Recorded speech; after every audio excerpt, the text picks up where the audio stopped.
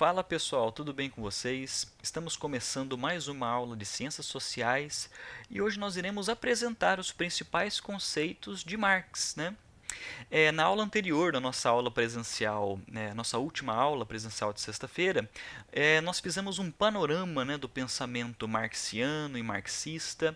Nós falamos sobre marxistas importantes, nós falamos sobre a Escola de Frankfurt, nós falamos também como que Marx ele tem uma influência bastante forte em diversas áreas do saber, pensando inclusive na psicanálise, nas artes visuais, no cinema, teatro, antropologia, filosofia, ciência política.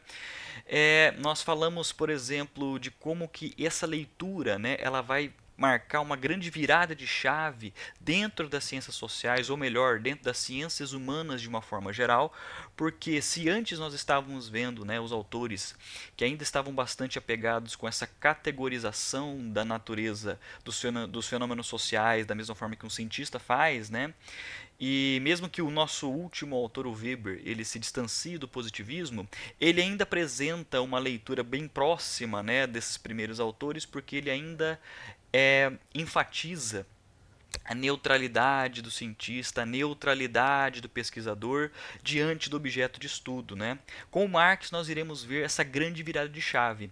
E sobre esse ponto da neutralidade, Marx ele vai apresentar uma posição contrária em relação a isso, né? Esse distanciamento entre o pesquisador, entre o sujeito de conhecimento e o objeto de conhecimento, Marx ele vai quebrar esse distanciamento. E isso é um marco bastante forte nas ciências humanas, né? Então, quando a gente fala sobre ciências sociais, ciências humanas, a cara que Marx deu para essas áreas, ela é determinante. Por isso que desse ponto em diante da disciplina, nós iremos perceber a sua influência constantemente. Quando nós falarmos sobre sociologia no Brasil, né, sobre o início do estudo sociológico filosófico brasileiro, a gente vai notar isso, principalmente nos tópicos de diversidade social, que nós iremos fechar a disciplina, né, com diversidade social. E vocês vão notar então discussões ainda pautadas na leitura dessa tradição. Beleza, gente? Então, eu queria introduzir os principais conceitos que nós vamos ver com mais detalhes na aula de sexta-feira, na nossa aula presencial. Então, sexta-feira nós fechamos o conteúdo do primeiro bimestre. O Marx é o nosso último autor desse primeiro bimestre. Então, nós vimos Comte, Durkheim, Weber e Marx. Nós temos esses quatro autores. Sexta-feira nós fechamos o Marx com mais detalhes, né? Na próxima semana eu vou fazer uma revisão zona assim. E para nós estarmos mais preparados para a prova, lembrando sobre a consulta, vocês podem consultar o caderno, a impressão dos slides, dos textos. Nós fechamos o conteúdo, estamos para encerrar o nosso conteúdo do primeiro bimestre. Pois bem, quais são os principais conceitos que iremos trabalhar, que iremos enfatizar em Marx? Nós podemos perceber aqui nessa telinha 4 deles, né? Ou pelo menos 4 ideias principais que vão nortear o nosso entendimento sobre Marx, certo? E o primeiro deles é sobre materialismo histórico. Na aula de sexta-feira, eu vou fazer um contraste com uma tradição filosófica anterior a Marx, para vocês compreenderem melhor de que tipo de materialismo ele está falando, né? De que tipo de concepção materialista o Marx está falando. Mas eu posso adiantar a partir desse primeira caracterização, que é a ideia, a visão que enfatiza, que mostra para a gente que as transformações históricas vivenciadas pela humanidade, elas são derivadas das relações de produção. É muito mais forte do que a frase está dizendo. Ele está dizendo o seguinte, que as relações de produção, e estamos falando também em relação aos valores, né? Mas vamos pensar em relações de produção no típico ambiente fabril, comercial nesse sentido. As relações de produção, elas são o motor da história. Elas são o motor da história. Logo, logo a gente vai perceber que eu havia comentado com vocês nas aulas anteriores que Marx é muito comum a gente ler o Marx de uma forma puramente econométrica, né? Puramente econômica, fazendo leituras sobre o mercado, sobre o sistema capitalista, por uma ótica econométrica nesse sentido. E aqui, né, vocês podem estar perguntando, professor, mas se Marx não é somente economia, e você está dizendo aqui que são relações de produção que são o motor da história, será que tudo não se reduz à economia no fim das contas? Não exatamente, não esse é o ponto. ele está dizendo uma coisa muito mais forte, que as relações de produção, elas são o motor da história, e se elas são o motor da história, elas fazem a história caminhar, ela também faz com que a cultura, a produção de valores, a produção de princípios, conhecimento, seja alterada também. Então as relações de produção, elas são um impulso principal para o motor da história. E quando falamos sobre o motor da história, o caminho da história, os passos da história, não estamos falando da sua concepção puramente econômica, estamos falando da cultura humana de uma forma geral, sobre transformações culturais. E a gente vai esclarecer de forma mais clara quando iremos estudar as relações de poder, né? As origens das relações de poder. E quais são os centros, qual é o átomo, digamos assim, das relações de produção? Se Marx ele fala, né, que na história, né, que essa leitura que ele pretende fazer, que é uma leitura histórica, o que moveu a história são as relações de produção, qual é o átomo dessas relações de produção? Qual foi como posso dizer, a matéria-prima fundamental das relações de produção que fazem com que ela conduza a história por esse caminho? O átomo das relações de produção é a luta de classes, que é um termo que a gente já ouviu bastante no ensino médio, a gente ouve todas as vezes que nós ouvimos falar sobre Marx ou lemos sobre Marx, né, sobre a luta de classes. Que nas sociedades de tipo capitalista, a principal forma de conflito ocorre entre suas duas classes sociais fundamentais, que é a burguesia versus o proletariado.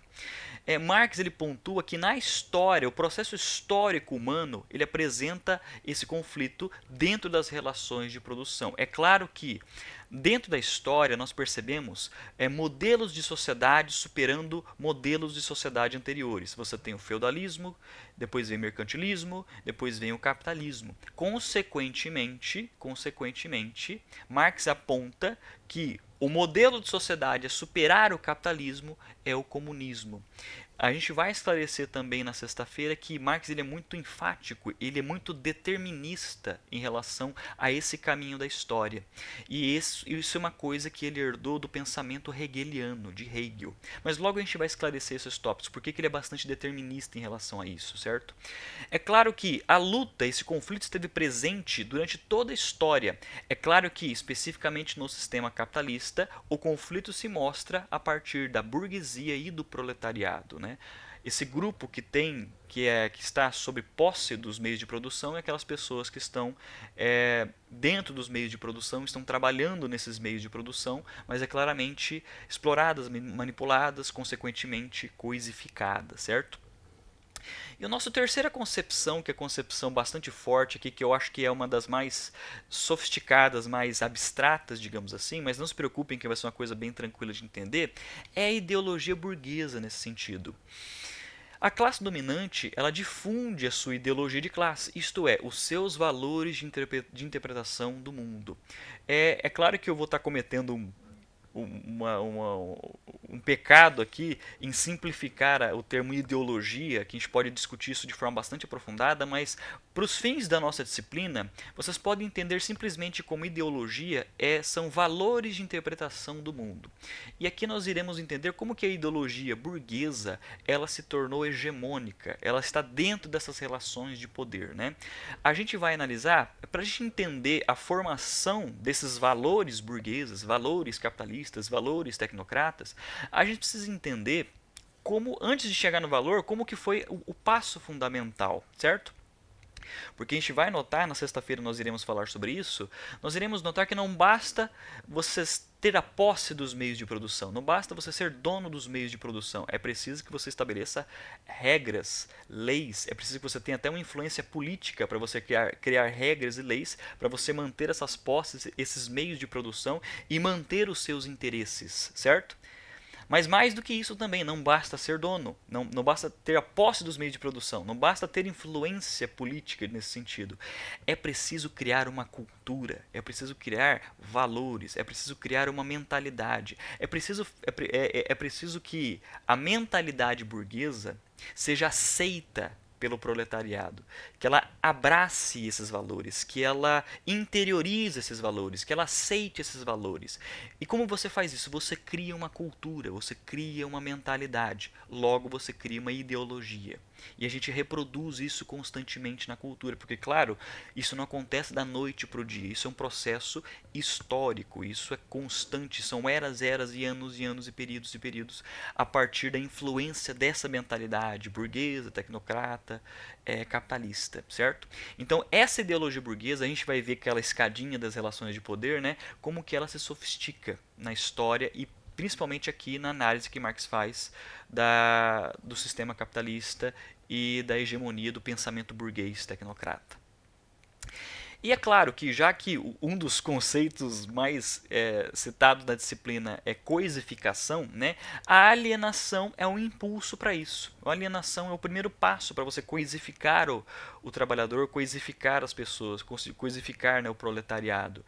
E a alienação aqui, alienado seria o homem que não tem controle sobre seu próprio trabalho em termos de tempo e em termos daquilo que ele é produzido. Então Marx ele fala que nós somos iludidos a pensar que temos controle sobre o nosso trabalho, quando na verdade estamos controlados.